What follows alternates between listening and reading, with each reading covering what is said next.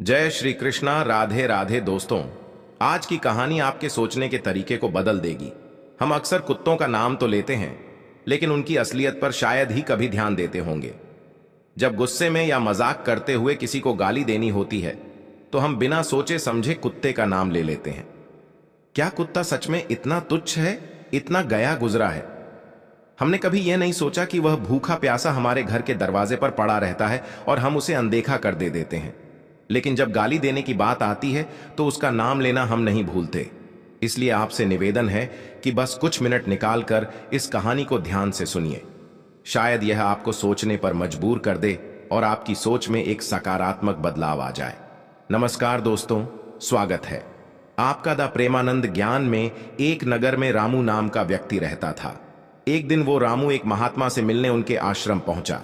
वहां उसने देखा कि महात्मा कुछ लोगों को उपदेश दे रहे थे। रामू ने महात्मा को प्रणाम किया और बोला, गुरुदेव, मेरे मन में एक सवाल है। महात्मा मुस्कुराए और बोले, बेटा संकोच मत करो, जो भी सवाल है खुलकर पूछो। रामू ने कहा, गुरुदेव, मैं जानना चाहता हूं कि कुत्ते को रोटी खिलाने से कौन से लाभ होते हैं। महात्मा ने मुस्कुराते हुए कहा, अगर लोग कुत्ते को रोटी खिलाने के फायदे जान ले तो उनका जीवन सुखमय हो जाएगा। कुत्ते को रोटी खिलाने से 8 बड़े लाभ होते हैं। जो इन फायदों को समझ लेता है उसे कभी दुखों का सामना नहीं करना पड़ता। महात्मा ने आगे कहा, बेटा एक कहानी सुनो। एक समय की बात है, एक भूखा प्यासा कुत्ता गांव के हर दरवाजे पर जाता, लेकिन कोई उसे रोटी का टुकड़ा तक नहीं देता।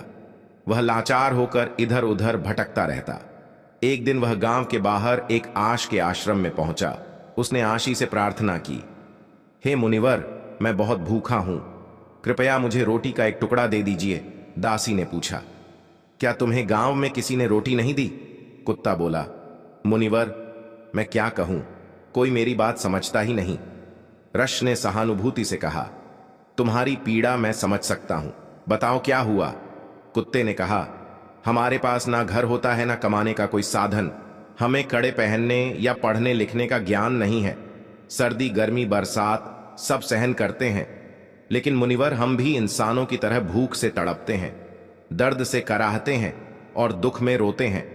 ईश्वर ने हमें वैसे ही बहुत कष्ट दिए हैं, फिर भी लोग हमें परेशान करने से बाज नहीं आते।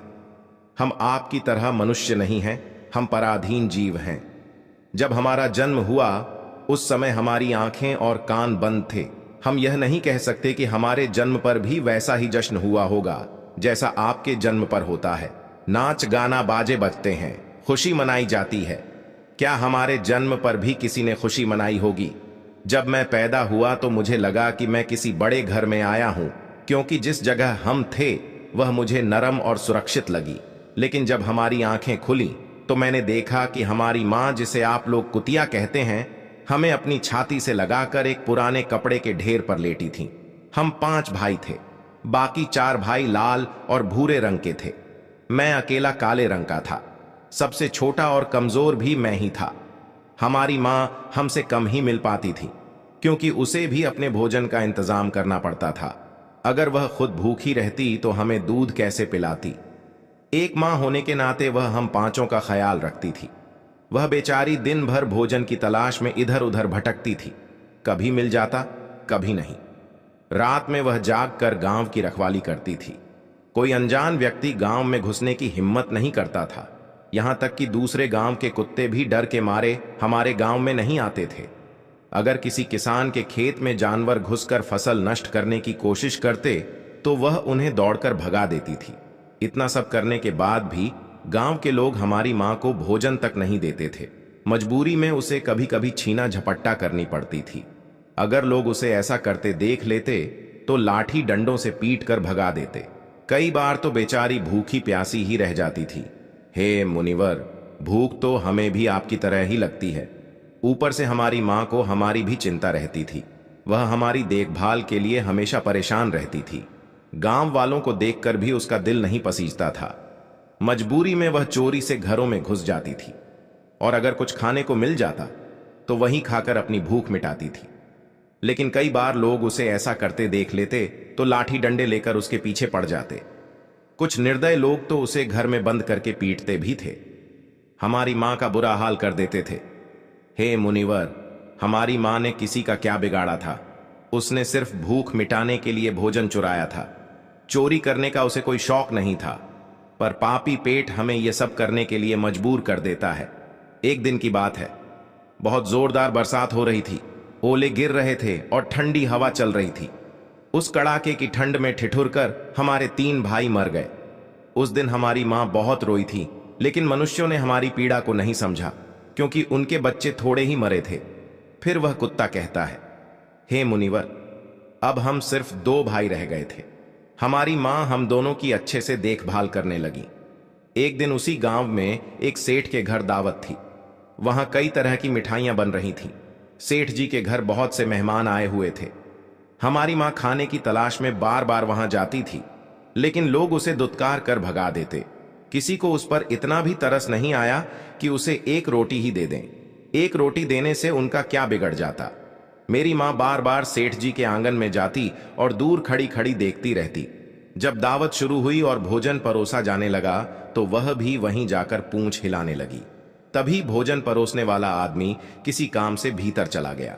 मेरी माँ दबे पांव रोटी लेने के लिए आगे बढ़ी, लेकिन तभी दूसरे आदमी ने उसे देख लिया और चारों ओर से लोग चिल्लाते हुए उसकी तरफ भागे। मेरी माँ घबरा गई और भागने लगी, लेकिन उसे वहां से निकलने का कोई रास्ता नहीं मिला, क्योंकि सामने से लोग लाठी डंडे लेकर आ रहे थे। घबराकर मेरी माँ दावत में भोजन कर रहे लोगों को लांघ कर वहां से निकल गई। हे मुनिवर, मेरी माँ इतनी परेशान नहीं थी जितनी कि वहां दावत में बैठे लोग हो गए थे। वे सब उठकर खड़े हो गए और कहने लगे कि कुतिया के लांघ जाने से भोजन भ्रष्ट हो गया है। वे आपस में चर्चा करने लगे कि अब क्या किया जाए, क्योंकि खाना खराब हो गया है। सेठ जी तो फूट फूट कर रोने लगे। कुछ लोग कह रहे थे, भाई, कुतिया के लांघ जाने से भोजन खराब कैसे हो गया? उसने खाने में मुंह थोड़ी डाला है, वह तो बस ऊपर से लांघ कर गई है। शहरों में लोग तो कुत्ते पालते हैं, उन्हें घर में सुलाते और खाना खिलाते हैं, इसमें कोई बुरी बात नहीं है। लेकिन उनमें से कुछ लोग बड़े घरों के थे और उनकी बातों ने किसी की नहीं चलने दी।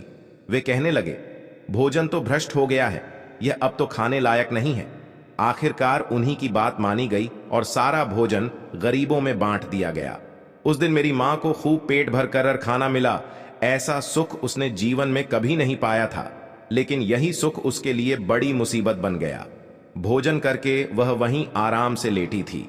तभी सेठ डंडा लेकर वहां आ पहुंचा और उसे बुरी तरह पीटने लगा। उसे भागने का मौका भी नहीं मिला। डंडों की चोट से वह दर्द से चिल्लाने लगी। मां की चीख सुनकर पत्थर भी पिघल जाता, लेकिन उस निर्दय सेठ को जरा भी रहम नहीं आया। वह लगातार पीटता रहा। मां की आवाज पूरे गांव में गूंजने लगी। तब कुछ लोग वहां आए और सेठ से बोले, सेठ जी, जाने दो, भूख में तो आदमी की भी बुद्धि खराब हो जाती है। यह तो एक जानवर है, इसे अच्छे बुरे का क्या पता। अब इसे मारकर आपको क्या मिलेगा? लोगों के समझाने पर सेठ ने उसे पीटना बंद किया। बड़ी मुश्किल से मां हमारे पास लौटी। उसने आकर हमें सारी कहानी सुनाई। हम दोनों भाइयों ने सोचा कि कुत्तों का जीवन कितना कष्ट भरा है। आदमी एक रोटी के टुकड़े के लिए हमें चोरों की तरह पीटता है। कितने निर्दय हैं वे लोग जो हमारी पीड़ा नहीं समझते। फिर वह कुत्ता कहता है, हे मुनिवर, एक दिन की बात है। उसी गांव के बाहर एक ब्राह्मण ठहरा हुआ था। उसने अपने भोजन के लिए एक जगह चूल्हा बनाया और उस पर दाल चढ़ा दी। इसके बाद उसने आटा गूंद कर रख दिया और कुएं पर पानी लेने चला गया। इधर मेरी मां घूमते घूमते वहां पहुंच गई। उसने आटा देखा और सोचा कि शायद इसका कोई मालिक नहीं है। यही सोचकर वह आटा खाने लगी। उधर ब्राह्मण ने कुएं से देखा कि उसकी आटा एक कुतिया खा रही है। वह दुखी होकर रोने लगा, क्योंकि वह भी 2 दिन का भूखा और थका हुआ था। कुछ लोगों ने कहा, अरे ब्राह्मण देवता, इस कुतिया ने आपका भी आटा खराब कर दिया। कल इसने सेठ जी की रसोई भी बिगाड़ दी थी।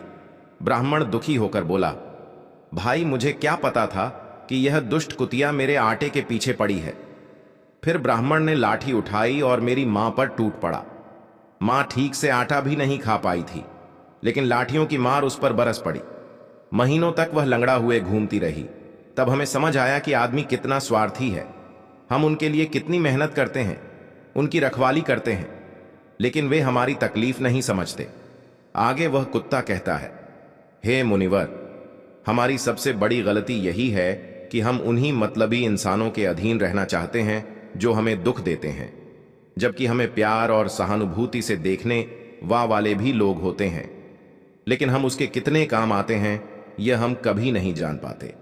भक्तों कुत्ते न केवल हमारे घर की सुरक्षा करते हैं, बल्कि वे हमारे जीवन में कई अन्य सकारात्मक प्रभाव भी डालते हैं जिनके बारे में बहुत कम लोग जानते हैं।